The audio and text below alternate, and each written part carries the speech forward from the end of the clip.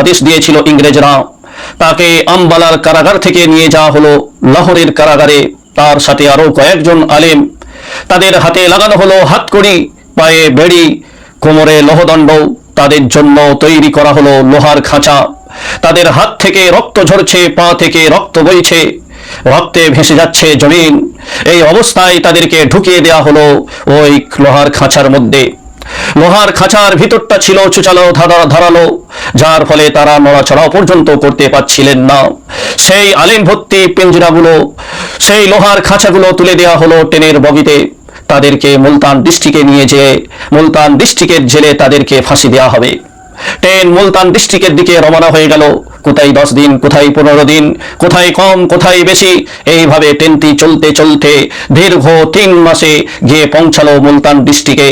তাদেরকে মুলতান ডিস্ট্রিক্টে জেলে নিয়ে যাওয়া হলো এবং তাদেরকে রাত্রিতে শুনিয়ে দেওয়া হলো, আগামীকাল ভোরে তোমাদের ফাঁসি কার্যকর করা হবে। এ খবর শুনে তারা আনন্দে মেতে উঠল। তাদের চেহারায় ফুটে উঠল আনন্দের ঝিলিক। তারা খুশি মনে আনন্দের সাথে রাত পোহালো, রাত কাটালো। যখন ইংরেজরা সকালবেলায় ভোরের বেলায় উঠে দেখলো এরা খুব আনন্দিত, খুশি, তখন সেই পশুত্ব ইংরেজ জিজ্ঞেস করেছিল, হে জাফর থানেশ্বরী, তোমরা এত খুশি কেন? তোমাদের কেন এত আনন্দ? তোমাদের তো ফাঁসি হবে, তোমাদের তো মৃত্যু দেওয়া হবে, তোমরা এই সুন্দর পৃথিবী থেকে চিরতরে বিদায় নেবে, এটা তো খুশির বিষয় নয়। তখন আল্লামা জাফর থানেশ্বরী হাসতে হাসতে বলেছিলেন, আমরা বড়ই গুনাহগার। আমরা যদি স্বাভাবিকভাবে মরে যেতাম, আমাদের সম্ভব না ছিল নাজাত পাওয়ার, আর সম্ভব না ছিল নাজাত না পাওয়ারও। কিন্তু আমরা তো স্বাভাবিকভাবে মরব না, আমাদেরকে ফাঁসি দেওয়া হবে, আমাদেরকে শহীদ করা হবে।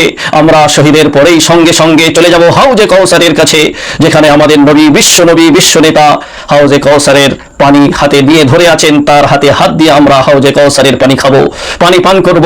এর থেকে বড় আনন্দের বিষয়, এর থেকে বড় খুশির বিষয় আর কি হতে পারে? তখন ওই পশুত্ব ইংরেজরা বলেছিল, হে জাফর থানেশ্বরী, তোমরা মৃত্যুতেও যদি খুশি হও, তোমাদের সেরকম মৃত্যু দেওয়া হবে না। তোমাদের ফাঁসির আদেশ বাতিল করা হলো, ক্যান্সেল করা হলো, তোমাদের ফাঁসি দেওয়া হবে না। তোমাদেরকে এমন এক জায়গায় পাঠিয়ে দেওয়া হবে, তোমরা জীবিতও থাকতে পারবে না, মরতেও পারবে না। তোমাদের জীবন আর মরণের মাঝামাঝি জায়গায় পাঠিয়ে দেওয়া হবে। তোমাদের ফাঁসির আদেশ ক্যান্সেল করে তোমাদেরকে 14 বছরের জন্য কালাপানির নির্জন দ্বীপে পাঠিয়ে দেওয়া হবে। এ ছিল সেই পশুত্ব ইংরেজদের